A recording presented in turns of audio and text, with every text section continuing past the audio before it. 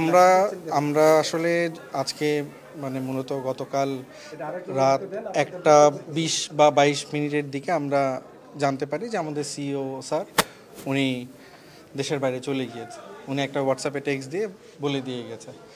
তার আগ পর্যন্ত আমাদের পেমেন্ট যেগুলো বাকি ছিল, তো আমরা আশায় ছিলাম যে রোববার দিন আমাদের ব্যাংক থেকে কিছু লোন ডিসবার্সমেন্ট হবে বলে আমরা ওগুলা ক্রমশই পেমেন্ট করে দিব। কিন্তু উনি কাউকে কোনো কিছু না জানিয়ে সপরিবারে ওনারা চলে গিয়েছে।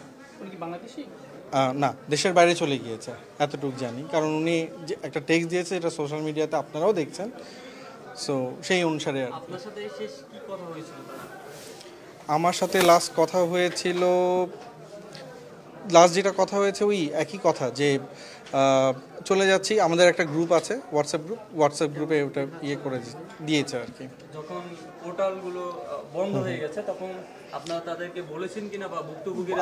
বন্ধ হয়নি, আমাদের থেকে এক্সেস কিছুটা চলে গিয়েছিল, সেটা আমরা আবার রিগেইন করেছি। আমরা আবার ইয়ে যখন হচ্ছে আপনাদেরকে মেসেজ দিয়ে চলে গেলেন যে বললেন যে আমি চলে যাচ্ছি, তখন আপনারা কিছু বলেননি যে স্যার রাত 1:22 মিনিটের দিকে উনি যখন মেসেজ দিয়েছে তখন আমরা আর কি বলবো। সকালবেলা তো আমরা অফিসে আসছি। কত টাকা ভুক্তভোগীরা পায় এমন একটা হিসাব যদি বলেন? এখনো দেখেন, আমরা সকালবেলা থেকেই আমরা প্রশাসন, মিডিয়া, তারপর এজেন্সি সবার সাথে আমরা ডিল করছি। আমরা যে বসে এটা থেকে দেখব, আমরা এখনো আমরা ওই সুযোগটা পাইনি। কিছু গ্রুপের সাথে ঠিক আছে, তারপরও আমরা যারা এজেন্সিরা আছে আমরা থানায় কথা বলেছি, ওনাদের সাহায্য নিয়ে ওনারা বলেছে ওনাদেরকে হেল্প করার জন্য। যে সাপ্লায়ার আপনার নাম শুনছেন, হাজি, সুমা, তারপরে হচ্ছে আপনার ফ্লাইফার, ওনাদের সাথে আমরা কথা বলার চেষ্টা করছি যাতে এটা না করা হয় রিফান্ডগুলো। হাজির মালিক নাকি তার বাবা? হাজির মালিক তার বাবা না, মক্কা গ্রুপে। মক্কার থেকে যা টিকিট ইস্যু হয়েছে,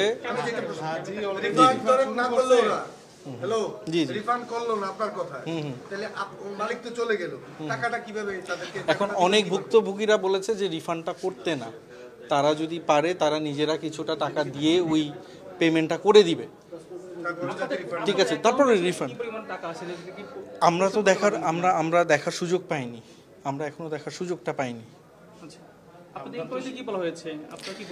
আমরা ছেলেপেলেদেরকে তো পাইনি। আমরা যখন আসছি তখন শুনলাম, থানায় গিয়েছি, এখানে এসে অফিসে মজিলে এসে প্রথমে গিয়েছি থানায়, তারপরে শুনলাম যে ছেলেপেলেদের এখানে এজেন্সিরা ওনারা আটকিয়ে রেখেছে।